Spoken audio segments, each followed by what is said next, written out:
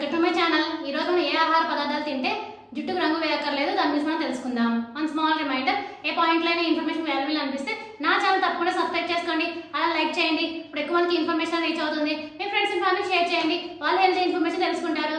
ఇంకా లేట్ అయితే మన టాపిక్లోకి వెళ్ళిపోదాం.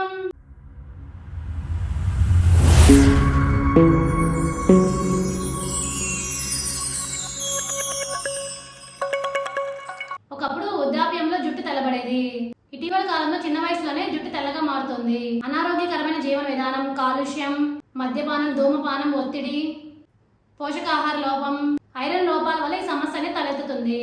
పోషకాలు ఉండే పదార్థాలను ఆహారంలో చేర్చుకుంటే ఈ సమస్య నుంచి బయటపడొచ్చని నిపుణులు చెప్తున్నారు. అవేంటి మనం తెలుసుకుందాం.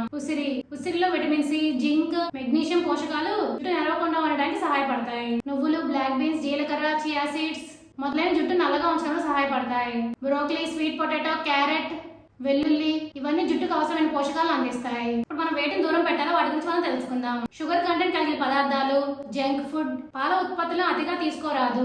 అలాగే ప్రాసెస్డ్ ఫుడ్, ప్యాకేజ్ ఫుడ్ కూడా తినడం మంచిది కాదు. ఇప్పుడు అర్థమైంది కదా మీ అందరికి, మీ డైట్ లో ఎలాంటి ఆహార పదార్థాలు చేర్చుకోవడం వల్ల మీ జుట్టు అనేది తెల్లబడడం తగ్గుతుంది అనేది. For more videos please like, share, subscribe my channel. Thank you for watching my video.